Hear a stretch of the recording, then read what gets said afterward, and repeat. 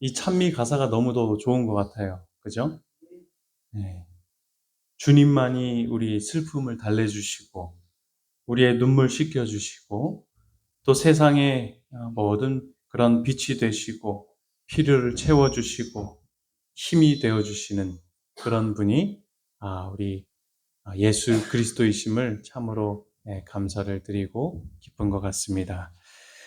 귀한 찬양으로 우리의 마음을 하늘로 또 이렇게 고정시킬 수 있도록 해주신 우리 여성 중찬팀 여지사님들 감사를 드립니다.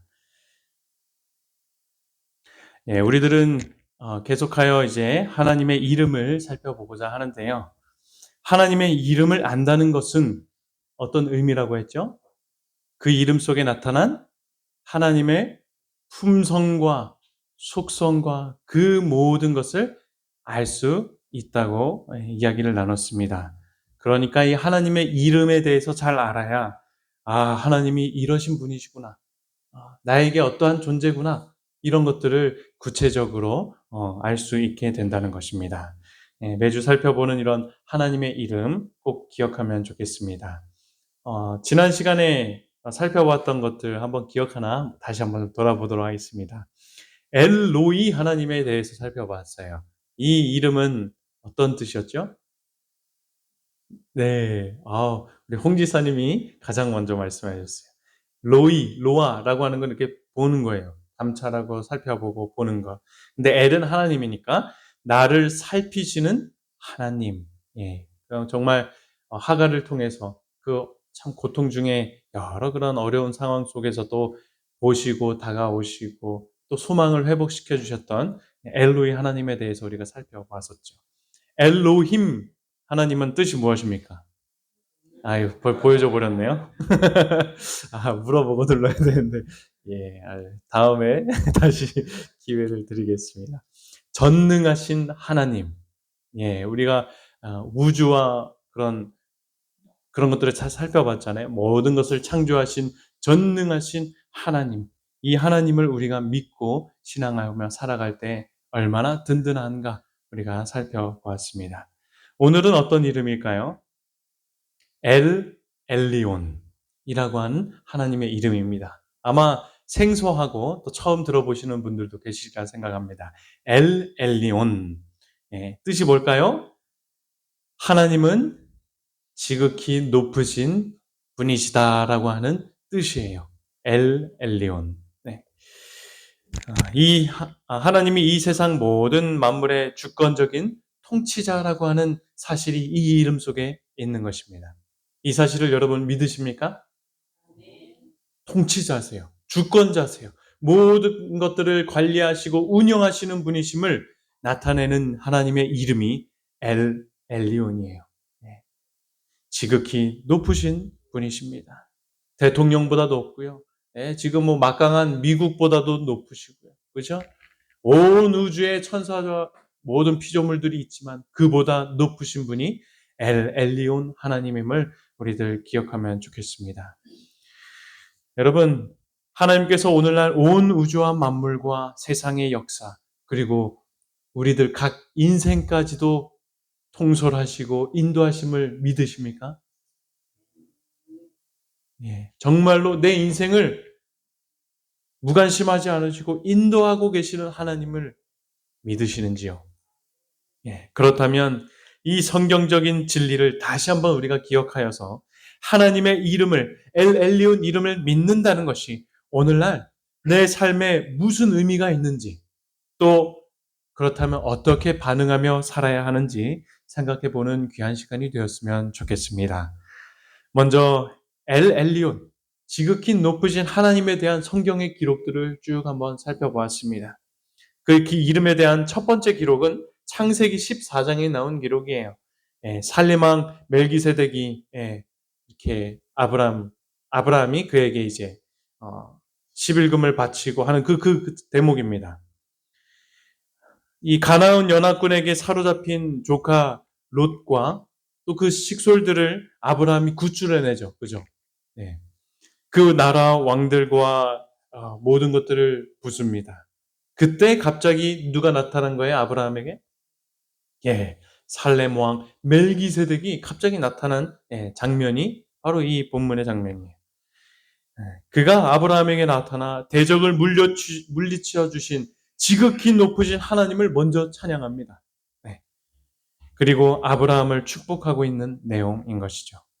이 성경의 기록 중 엘 엘리온이라고 하는 하나님의 이름이 가장 먼저 언급되는 이 본문이 바로 이 창세기 14장 멜기세덱과 아브라함 사이에 있었던 이때의 장면인 것입니다. 또 언제 있었을까요? 엘 엘리온 하나님의 이름이 바벨론 왕이었던 누구요? 느부갓네살 왕의 입에서 나왔습니다. 다니엘 기록이 되었죠. 언제 그런 고백을 했죠? 예, 그 다음에, 그죠? 예, 맞아요. 하나님을 우습게 여기고 교만의 극치를 달렸던 이 느부갓네살 왕이 하나님의 징벌을 받아 수광병, 이 뭡니까? 동물처럼 그냥 동물인 마냥 이렇게 기어다니고 그냥 정신병이에요. 예. 그것에 걸려서 7년을 동물처럼 진짜 네 발로 다니고 뭐 풀 뜯어 먹고 뭐 그렇게 밖에서 살다가 겨우 이제 인간의 정신으로 돌아오게 되었죠. 그 사건을 겪고 느부갓네살이 정신 차리고 누가 인생과 세상의 주권자이를 깨닫고 어떻게 고백한 거예요? 하나님은 지극히 높으신 분이심을 고백하게 되었던 것입니다. 또 엘리온이라는 이름이 이 누구에게 나옵니까? 다니엘서 2장에 나옵니다. 한마디로 하나님이 실세라고 하는 사실을 다니엘이 증거하고 있어요. 모든 지금 바벨론 왕 그 강대국이었잖아요. 그죠? 그 왕 앞에서도 당신의 나라를 운영하고 통치하고 관리하시는 지극히 높으신 분이 계심을 다니엘이 선포하고 알려주었던 것입니다. 여러분, 성경은 창세기에서 요한계시록에 이르기까지 만물을 당신의 뜻대로 주관하시는 하나님의 역사들의 이야기로 가득 차 있습니다. 이렇듯 우리들은 성경이 증거하고 있는 이 진리, 즉 하나님께서 엘 엘리온, 지극히 높으신 분으로서 온 세상 만물뿐만 아니라 우리 나라와 우리 각 인생까지도 인도하시는 분이심을 우리들은 기억해야 할 줄 믿습니다. 정말로 그분이 온 우주와 이 지구라는 별과 세상 역사를 주관하시고 내 인생을 인도하심을 믿으십니까? 예. 오늘 시간 다시 한번 우리의 믿음을 확고하게 하시길 간절히 바랍니다. 하나님을 지극히 높으신 하나님, 또 내 인생과 세상을 주관하시는 하나님이라고 믿는다는 것은요, 이 세상 모든 만물을 다스리시는 주권자 하나님이시며 만물 중 하나인 내 인생도 정말로 하나님이 친히 인도하시는 분이심을 믿는다는 사실과 같은 것입니다. 하나님의 뜻이 아니고는 그분의 허락 없이는 내 인생에 어떠한 일도 변화되지 않고 일어날 수 없다라는 사실을 믿는 것이 바로 엘 엘리온 하나님의 이름을 믿는다라는 것에 같은 말입니다. 여러분, 주위를 한번 둘러보세요. 내가 이 보은 동네에 와서 살게 된 것, 내가 내 배우자와 결혼하여 지금 살고 있는 것, 내 자녀를 두고 살고 있는 것, 내가 하고 있는 지금의 직업을 갖게 된 것, 그리고 이 보은교회에 나와 함께 신앙하고 있는 것, 그리고 결혼도 안 했었고 안수도 받지 않은 저와 이 믿음의 동역자들인 여러분과 만나게 된 것, 이 모든 것에 하나님의 뜻과 섭리와 허락이 있었음을 믿는다는 뜻이겠죠. 저도 결혼하지 않았기 때문에 부목사로 갈 확률이 높았어요. 그런데도 어떻게 하나님이 우리와 인연을 맺게 하셨지 않았습니까? 엘 엘리온 하나님이 우리 모두를, 교회를, 세상을 인도하고 계심을 증거하는 것들이라 생각됩니다. 그러므로 우리 인생은 스스로 생각하기에 능동태다, 내가 생각하고 선택하며 살 수 있다라고 하는 생각을 가지고 있다면요, 빨리 이 생각을 고치고 내려놓아야 됩니다. 지극히 높으신 하나님을 기억하는 인생들은요, 우리 인생은 전적으로 수동태, 하나님의 뜻 가운데서 살아가며 그 안에서 자유함을 누리는 인생임을 따라가는, 또 믿는 자들임을 우리들은 기억해야 할 것입니다. 정말로 저는 이 사실을 믿어요. 하나님은 정말로 지극히 높으신 분이셔요. 제 가정을 깨어지게 하셨고 다시 화목하게 하시면서 저를 이 목회하는 자리로 불러내셔서 당신의 사업을 위해 사용하심은 하고 계시는 그 엘 엘리온 하나님을 저는 믿어 의심치 않습니다. 또한 신앙 안에서 이렇게 배우자와 그 가정을 만나게 돼서 함께 동력하며 하늘의 소망을 두고 살아가게 하는 주님의 인도하심을 저는 믿어 의심치 않습니다. 정말 지극히 높으신 하나님의 계획하심이 그리고 지혜임을 저는 고백합니다. 여러분, 죄악 세상에서는 마치 내가 내 인생의 주인이다. 내가 선택하며 내가 무언가 하며 그렇게 생각하며 살아갈 수가 있죠. 하지만요, 우리들이 엘리온 하나님을 믿는다고 정말 우리의 믿음을 고백한다면 내가 인생의 주인이라고 절대 착각하지 않게 되시길 간절히 바랍니다. 우리 인생은 하나님 그분이 주어가 되시는 수동태라는 사실을 인지해야 할 때 세상과 인생은 하나님의 주권 아래 있음을 인정하게 되는 것을 우리가 경험하게 될 줄 믿습니다. 보십시오. 느부갓네살이 짐승처럼 7년을 보내기 전에 뭐라고 늘 외쳤습니까? 다니엘 4장 30절에 보면 나 왕이 말하여 내가 왕이라고. 그죠? 큰 바벨론은 내가 이 강대국이었잖아요, 그때. 내가 내 능력으로 내 권세로 건설한 것이라. 또 이 도성이 누구 거예요? 나의 도성. 이것으로 내 위엄과 내 영광을 나타낸 것이다라고 늘 선포를 했었습니다. 전형적인 자수성가형 인생이었죠. 내가 이만큼 했다, 이뤘다, 가졌다는 것입니다.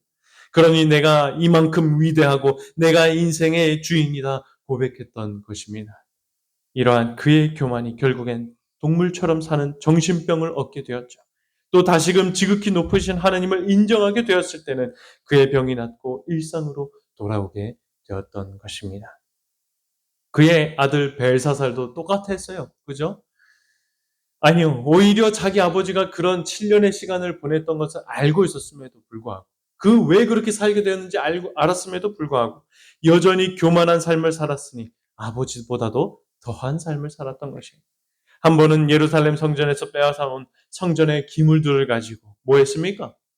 술 파티 열었어요. 승리해. 먹고 마시자. 그런데 한 손이 나타나 벽에 글을 쓰는 것을 보고 공포에 휩싸이죠. 뭐라고 썼어요? 메네 되게 바르시네. 이 뜻을 다니엘이 해석해줘요. 결론은 지극히 높으신 하나님이 벨사살의 이 부족함을 인하여 이 나라가 나뉘어지고 메대와 바사에게 넘어갈 것이다라고 분명한 미래를 선포하게 됩니다. 여러분, 세상 역사도 보면요. 강대국의 지도자들이 이끄는 것이 결코 아니에요. 네. 지금 미국이나 중국이나 러시아라든지 자기들이 뭔가 힘을 가지고 뭔가 이렇게 하려고 하지만 결국에는 하나님 아래에선 아무것도 아닌 나라들인 것입니다. 이 세상의 주권자, 또 우리 교회의 주권자, 내 인생의 주권자는 오직 지극히 높으신 하나님, 엘리온 하나님이심을 믿어 의심치 않습니다. 자기가 인생의 주인공이라고 착각하는 것은 우리 인간만의 착각이 아니에요. 이 세상의 어두움을 가져왔고 주관하는 영, 사탄도 예외가 아닌 것입니다. 여러분, 한번 생각해 보시겠습니다. 하나님의 주권 안에는 사탄의 영역도 포함될까요? 한마디로 사탄도 하나님의 주권 아래에 있습니까? 예, 그렇죠. 우리가 이미 다 압니다. 이사야서에서 그래서 이런 말을 하죠. 가장 높은 구름에 올라가 지극히 높으신 이와 같아지게 하려고 했다. 그죠? 그런데 이제 그 사탄은 스월, 곧 구덩이 맨 밑에 떨어짐을 당하였다라고 이야기를 합니다. 이 말씀 자체에서 뭘 느낄 수가 있어요? 이 사탄의 권세도, 사탄의 영역도 결국에는 지극히 높으신 하나님의 영역 아래, 주권 아래에 포함되어 있다라고 하는 사실인 것입니다. 하지만 결국 이 사탄은 그래서 하나님이 허락하시는 한도 안에서 자기의 일, 그나마 영혼들을 유혹해가지고 멸망시키는 일을 할 뿐인 것입니다. 여러분 기억하십시오. 사탄의 목적은 단 한 가지예요. 허락된 시간 동안 우리 죄인들을 묶고 멸망시키고 교회를 분열시키고 어떻게 하든지 자기의 멸망의 길에 인류로 동참하게 하는 이 물귀신 작전을 하는 것. 이게 유일한 사탄이 할 수 있는 일인 것입니다. 하지만 그 사탄의 발악에도 지극히 높으신 엘 엘리온 하나님 앞에서는 분명한 한계가 있는 것임을 기억해야 할 것입니다. 욥기서는 그 사탄의 한계를 분명히 보여주셨어요. 네, 성경 역사 가장 초반에 욥이라는 의인이 살고 있었죠. 하나님께서 너무도 사랑하며 자랑하시는 의인이었어요. 그러던 어느 날 하루는 하늘의 천상에 의해서 하나님의 축복 때문에 욥이 저렇게 정직하며 하나님을 경외하는 것이라고 누가? 사탄이 참소를 합니다. 그러면서 말해요. 그의 소유와 가족들, 가진 것도 그냥 다 뺏어 보시라고. 그러면 어떻게 할 거라고요? 하나님 안 믿고 그냥 떠날 거라고 호언장담을 하죠.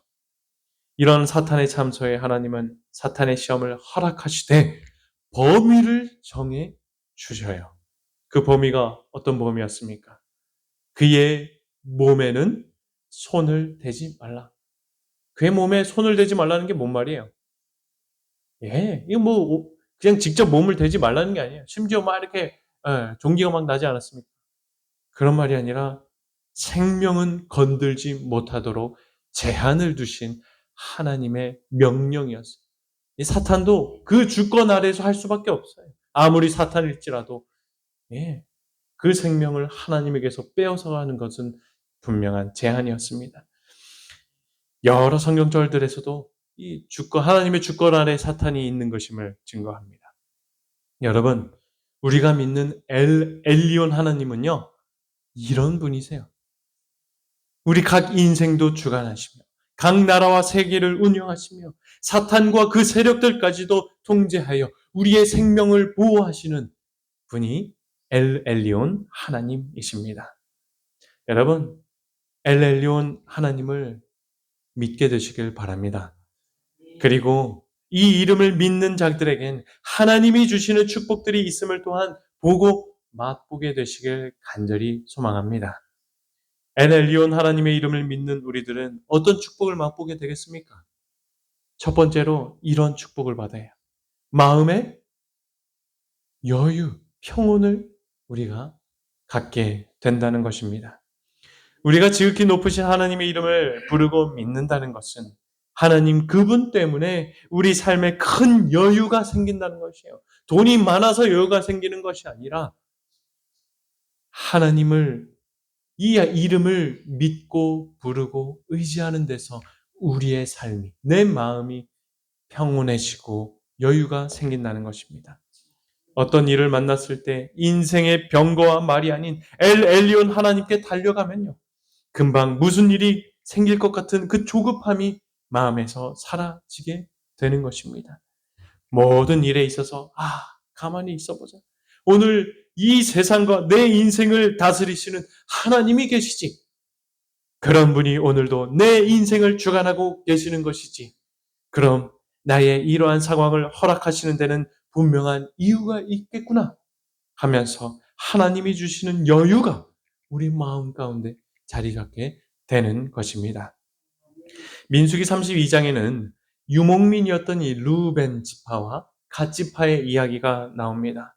그들이 가축이 너무 많아서 이제 가나안 땅 정복하기 전에 모세에게 나와서 뭘 요구합니까? 맞아요. 미리 뭐요?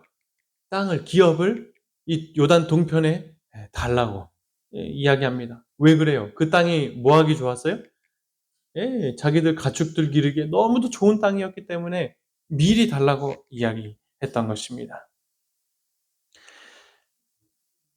이에 모세가 앞으로의 가나안 정복에 불참할까, 또 여호와를 떠날까, 이 두 지파를 생각하면 걱정을 하지만 그렇게 하지 않겠고 가나안 정복 때 앞서서 나아갈 것을 약속하고 땅을 분배합니다. 그런 약속에 12지파 가운데 르우벤 지파, 갓 지파와 또 위험을 무릅쓰고 길르앗 땅을 직접 정복했던 이 므낫세 지파의 반도 요단 동편의 기업을 미리 받게 됩니다. 여러분, 이 역사를 그냥 서술적으로 설명해서 그렇죠. 여러분이 다른 9지파 반의 사람들이었다고 생각해 보십시오. 아직 가나안 정복하기 전이었습니다. 내 목숨이 어떻게 될지 몰라요. 우리 가족의 미래가 어떻게 될지 몰라요. 그런데 저들이 미리 달라고 해요. 여러분들 같으면 어떤 마음을 품을 것 같아요? 아, 안 된다고 똑같이 나가 싸우고 똑같이 끝나면 그때 분배하라고 얘기하지 않겠습니까? 그런데요, 이 성경을 보면요, 그런 기록이 없어요. 예. 시기, 질투도 생길 만하고 또 조급한 마음에 모세에게 급히 또 나아가 투정 부릴 수도 있지 않았을까요? 그죠? 그런데 그런 기록이 하나도 없습니다. 잠잠합니다. 왜 그랬을까요? 아마도 나머지 백성들 마음 가운데는 지금 당장은 아닐지라도 하나님께서는 가나안 땅을 다 정복한 후에 우리 각각의 지파들에게도 분명히 나눠주실 땅이 있을 것임을 믿어 의심치 않았기 때문이라 저는 확신합니다. 그 하나님을 따라갈 때 생기는 마음의 여유가 결국에는 두 지파 반에 대한 시기와 질투와 어떤 그런 투정이나 이런 것들을 하지 않도록 하나님이 마음을 지켜주신 것이라 생각이 됩니다. 결국엔 그런 믿음을 가지고 가나안 땅의 60여 개의 성읍들을 다 정복하였고 훗날 각 지파별로 기업을 이렇게 분배받지 않았습니까? 저는 아내와 결혼한 지 이제 10월 말이죠. 이 되면 이제 4년이 됩니다.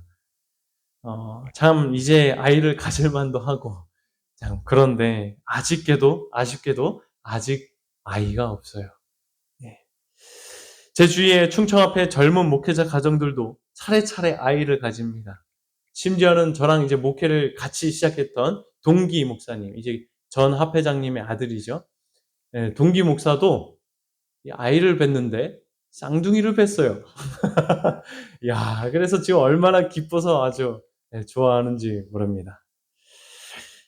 주변에 이렇게 다들 아이를 가지니까 처음엔 저희 가정도 얼마나 이 조바심이 들고 은근히 부러웠어요. 예. 하나님께서 왜 우리에게 자녀를 안 주시는 걸까? 이렇게 원망도 하고 투정 부리기도 했습니다. 기도하면서. 그런데 한 번은 이 박순옥 집사님 댁에 방문할 때였어요. 이제 임신에 관한 어떤 이야기를 하게 되었는데 집사님도 알고 보니 첫 아이를 늦게 결혼하고 아주 늦게 이렇게 가졌더라고요. 그러면서 말씀해 주셨어요. 돌아보면 하나님께서는 아이가 자라기 가장 적절한 환경이다. 아니면 때나 그런 것이 되었을 때 나에게 주셨다. 그러니 목사님도 너무 염려하지 말라고. 하나님이 분명히 주시는데 가장 좋을 때, 가장 선한 때에 하나님이 아이를 갖게 할 거라고 이런 얘기를 했어요. 저는 그날 뭐 집사님 뭐 위로하고 말씀으로 이렇게 하려고 방문했는데 되려 하나님께서는 이 집사님을 통해서 저희 가정의 위로의 말씀을 듣게 하셨죠. 그 후로도 말씀을 준비하고 또 개인적인 말씀을 묵상하고 기도하면서 점차 이 지극히 높으신 하나님을 인정하게 되었던 것 같아요. 내가 뭘 이렇게 고민하나? 뭘 이렇게 조급해 하는가? 정말로 아브라함도 몇 살에 낳았어요? 불가능할 것 같은, 90세에 낳지 않았어요? 와, 그런데요, 저는. 아직 많이 남았잖아요. 이제는 아이를 못 가지는 것에 대한 부담을 가지기보다는 이렇게 거룩한 배짱으로 주님의 뜻을 바라보고 그 주변의 이야기, 가족들이나 이렇게 주변에 이야기하고 있는 것 같습니다. 사랑하는 성도 여러분 가운데 나의 상황과 상태로 인하여 조급함을 느끼는 분 계십니까? 이쪽을 보아도 길이 아닌 것 같고 저쪽을 보아도 해결될 것 같지 않고 잠을 이루지 못하는 그런 분이 계실지 모르겠습니다. 그렇다면 하나님의 이름 중 엘리온 하나님의 이름을 기억하고 바라보게 되시길 간절히 소망합니다.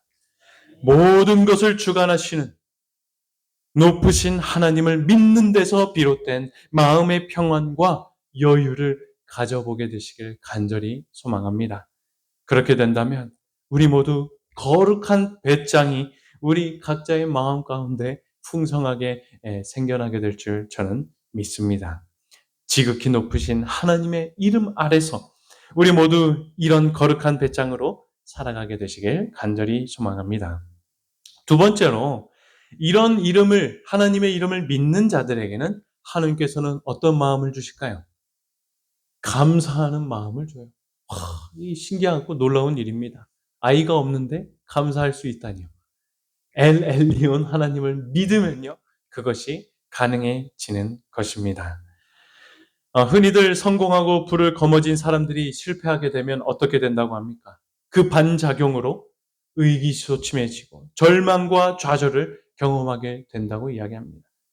과거에 집착하게 되고 과거의 인생이 더 복되다 라고 과거만 자랑하는 사람이 된다고 이야기하죠. 엘리야도 딱 그런 심정이었을 것입니다. 엘리야가 누구였어요, 여러분? 바알과 아스라에 섬기는 그 850 선지자 앞에서도 뭘 했어요? 하나님을 증거하지 않았습니까? 그죠? 큰 흉년도 내리고 3년 반 후에는 비까지도 내리며 풍족하게 하며 사르밧 과부와 그 아들까지도 살려내는 구원해내는 놀라운 선지자가 엘리야 아니었습니까? 하지만 이러한 엘리야도 이세벨의 위협과 사탄의 공격에 홀로 도망치다가 이제는 탈진해서 이 어떤 로뎀나무 한 나무 아래 누워서 절규하죠. 뭐 해달라고요? 하나님, 내 생명을 거두어가라. 죽고 싶어 자살 기도를 해요. 죽여달라고. 하나님을 의지하는데 넘어진 것입니다.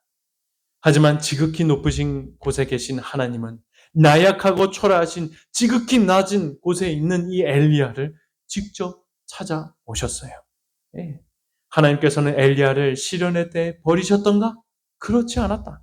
엘리야가 자신이 하나님과 사람들에게 버림을 받았다고 느꼈을 때에도 하나님께서는 그의 기도의 응답으로 하늘로부터 불을 보내어 산꼭대기를 비추었던 때와 똑같이 당신의 종을 사랑하셨다.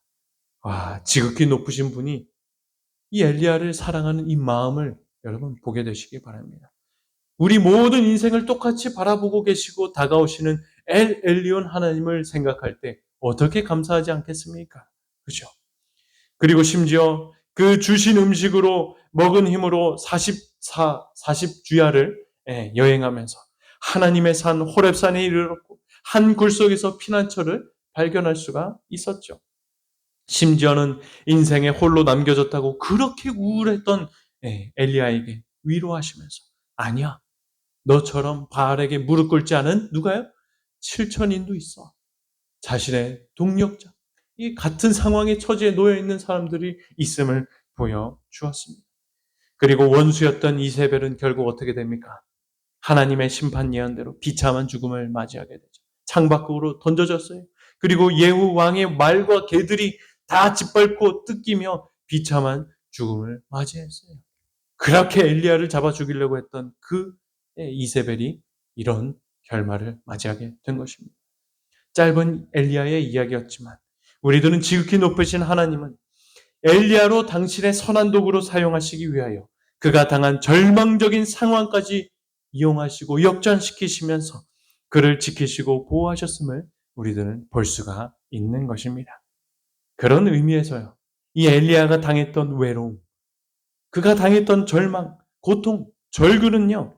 하나님의 인도하심과 구원을 경험케 하고 하나님의 은혜를 발견하게 한 하나님의 선물들이었음을 우리들은 볼 수가 있게 되는 것입니다. 엘리야도 훗날 이것을 깨닫지 않았을까요? 얼마나 감사하며 살았을까요? 그러니 죽지 않고 뭐예요? 승천하지 않았습니까? 그 이후의 삶은 보지 않아도 감사한 삶을 늘 살았을 것입니다. 가끔 운전하다가 그런 경험을 하게 될 때가 있죠. 내비게이션 보도 쭉 가다가 어디서 빠져야 되는데 그걸 못 보고 뭐 할 때요? 그냥 지나갈 때가 있어요. 야, 뭐 특히 이게 명절이나 막힐 때는 더더욱 그래요. 아, 내가 저걸 왜 못 보고 못 나갔지? 이 차가 완전 들어막혀서 답답하고 손해가 느끼고 스스로 자책할 때도 많았습니다. 하지만요, 가끔은 또 이런 경험을 할 때가 있어요. 길을 돌아가는 것 같고 손해보는 길 같을지라도 우연찮게 이 길을 갔기 때문에 보게 된 아름다운 광경들. 그죠? 예. 오히려 또 길을 빠르게 가거나 할 때가 있죠. 그럴 때면 길을 잘못 들어선 것에 대해서 참 감사함을 느낄 때가 있습니다. 인생도 마찬가지인 것 같아요. 저도 인생을 돌아보면 만약 우리 가정이 그런 일이 없어서 강원도에 오지 않고 계속 경기도에서 살았으면 어땠을까? 사회학교 다니다가 삼육학교 안 갔으면 어떻게 되었을까? 신학 공부하다가 사회 나가서 청년으로 지금의 아내를 만나지 못했으면 누굴 만났을까? 그리고 다시 목회하자고 다짐하여 이 충청합회가 아니라 원래 다녔던 속해 있었던 동중한 합회에 갔으면 어떻게 되었을까? 지금 돌아보면 살아온 길에 때론 고통과 아픔과 고민과 어려움이 있었고 방황과 손해본 일들이 있었지만 다 하나님께 감사의 제목들이 되었습니다. 여러분 인생은 어떠세요? 충분히 다른 선택들을 하면서 살아올 수 있었지 않았습니까? 그죠? 하지만 하나님께서 지금의 직업과 지금의 배우자와 교회를 만나게 하신 것이 감사하지 않으십니까? 그러니 지금 내가 고통과 아픔을 겪고 있을지라도 지극히 높으신 하나님의 이러한 계획을 믿는다면 우리는 감사할 뿐인 것입니다. 선지자 왕의 이런 말씀이 있어요. 하나님께서 설계하신 길을 믿음으로 행하라. 시련은 올 것이다. 그러나 앞으로 나아가라. 이것이 그대의 신앙을 굳게 하고 그대로 봉사하기에 적합한 사람이 되게 할 것이다. 거룩한 역사를 기록한 것은 단순히 우리들이 읽고 놀라고 경탄할 것이 아니요. 옛날 하나님의 종들이 행사한 동일한 믿음을 누구도요? 여러분도 우리도 행사하게 하려 함이다 말씀하셨어요. 주님께서는 지금도 그의 능력의 통로가 될 신앙을 가진 이들이 있는 곳에서 놀라운 일을 하실 것이다 말씀하셨어요. 엘리온 하나님. 지극히 높으신 하나님을 여러분 믿고 의지하며 따라가게 되시길 간절히 소망합니다. 그러면 정말로 놀라운 감사할 것들이 생겨나게 될 줄 믿어 의심치 않습니다. 마지막으로 우리가 하나님을 지극히 높으신 하나님으로 믿는다는 것은요. 하나님이 앞으로 하신 일들까지도 소망하고 기대하며 살겠다라고 하는 우리의 믿음과 같은 것입니다. 여러분, 정말로 오늘날 나의 어려움과 시련 중에서도 소망을 가지며 나의 환난 중에서도 밝은 미래를 기대하며 살아가고 계십니까? 지극히 높으신 하나님을 정말로 믿으셔서 이런 마음을 가지게 되시길 간절히 소망합니다. 우리가 환난 중에도 뭐 할 수 있다고 성경은 말합니까? 즐거워할 수 있대요. 내 지금 경험하고 있는 어려움 속에서 즐거워할 수 있다는 거예요. 왜 그래요? 그게 맞는 말이에요? 비상식적인 말 아닙니까? 그런데 바울은 우리들에게 이렇게 말씀하셔요. 왜? 그 환난이 뭘 가져다 주는 거예요? 인내를 가져오는 거고요. 그 인내가 우리의 연단함, 하나님 안에서 연단함을 받기 때문이에요. 또 연단은 뭘 가져오는 거예요? 소망을 이루게 되는 것이에요. 결국엔 우리가 이 죄악 세상에서 하나님 보시기에 아름다운 보석이 되어서 금이 되어서 저 하늘에 갈 수 있는 적합한 인생이 될 수 있도록 하시니 우리의 환난이 어떻다는 거예요? 우리의 고통이 있을지라도 그 속에서 즐겁고 기쁨을 발견하게 된다는 것입니다. 제가 사회생활을 하고 있던 어느 날이었습니다. 미래를 고민하며 삶의 목적에 대해서 열심히 기도했어요. 그리고 그렇게 기도하는 중에 하나님께서는 저를 다시 목회의 현장으로 불러주셨습니다. 그렇게 저는 목회를 이제 준비하려고 했습니다. 처음에는 이 아내가 미국에 그때 있었거든요. 이런 고민하고 기도하고 있을 때. 미국에 있는 교회에서 선교사로 1년을 보내고 있었어요. 그래서 이 아내가 미국 와. 미국 목회 하자. 이렇게 얘기를 했습니다. 그래서 그래. 한번 미국을 가서 목회해보자 하고 토플도 공부하고 영어 공부도 하면서 준비를 했습니다. 하지만 이 마음 가운데 영 아닌 거예요. 가족과 친구를 떠나 무엇보다도 이 본국을 떠나 목회한다는 것이 최선이 아니라고 하는 사실이 자꾸 이 양심에서 이 기도하는 중에 생각이 드는 것입니다. 그래서 다시 기도했어요. 그렇게 한국에서 목회하겠습니다. 하나님 인도해 주십시오. 그렇게 기도했더니 원래 이제 자연스럽게 다녔던 우리 신앙했던 동중한합회를 생각할 수밖에 없었어요. 동중한합회에서 또 어떻게 늦게나마 이렇게 출발해서 목회할 수 있도록 길을 열어 주십시오. 이렇게 또 기도하던 찰나였습니다. 하나님은 또 미국에 있는 아내를 통해 기이하게 또 역사하셨어요. 그 아내가 있었던 교회의 목사님이 사실 이 충청합회 출신이더라고요. 그래서 지금 거기에서 이제 목회를 하고 있는데, 그래서 그때 당시에 우리 합회에 계셨던 우리 청소년 부장 김현태 목사님이 친구세요. 그래서 이제 휴가차 이제 미국에 갔을 때 거기에 만나면서 제 아내를 통해서 이렇게 목회에 다시 고민하는 청년이 있다라는 소식을 알게 되고 연락이 왔어요. 충청합회에서 함께 목회하자고. 이런저런 기도하면서 하나님이 저를 또 이렇게 충청합회로 인도하시는 그런 길을 경험하게 되었습니다. 그렇게 저도 가족이 있는 것도 아니고 충청합회 가족이 하나도 없어요. 친구 하나랑 선배 공부할 때 몇 명 선배 외에는 아는 목사님들까지도 없어요. 이름 누가 우리 집사님들 장로님들은 어떤 목사님 아냐고 물어보지만요. 저 진짜 몰라요. 잘 모릅니다. 그런 합회이었지만 높으신 하나님이 이 모든 것을 주관하고 이끄시겠지라고 하는 거룩한 배짱이 있었던 것 같습니다. 그 배짱으로 충청합회까지 오게 되었던 것 같아요. 어디든 다 하나님의 영토이고 어디든 복음을 전하는 똑같은 다 교회이고 하면서 오게 되었습니다. 그렇게 오게 된 곳이 충청합회 최남단에 있는 서천이라고 하는 지역에 있는 교회였습니다. 그리고 그곳에서의 시간을 지나 이제는 생전 들어본 적도 없는 보은이라고 하는 지역에 오게 되어서 목회를 하고 있죠. 하지만 지극히 높으신 하나님을 여전히 믿을 때 앞으로의 목회의 미래까지도 저는 기대가 되고 설레기도 합니다. 예수님을 경험하는 삶이라는 책을 쓴 헨리 블랙컵이라고 하는 이 개신교 목사님인데요. 이런 말을 늘 했다고 해요. 그분이 하나님이시지 나는 아니다. 이 목사였고 성도들의 여러 그런 지도를 했던 지도자였지만 하나님만이 높고 크심을 늘 강조하셨던 것입니다. 여러분, 교회나 목사가 아니라 지극히 높으신 하나님을 바라보고 진정으로 신뢰하게 되시길 간절히 소망합니다. 계속 말씀드리지만 그렇게 살면 이 거룩한 배짱이 생겨요. 하나님이 계시는데 한번 경험해 보게 되시길 간절히 소망합니다. 정말 평온하고요. 정말 감사가 넘친 그런 인생을 살게 됩니다. 현재가 걱정이 되고 어려울지라도요. 미래를 책임지실 것을 확고한 소망 가운데서 살아가게 될 것입니다.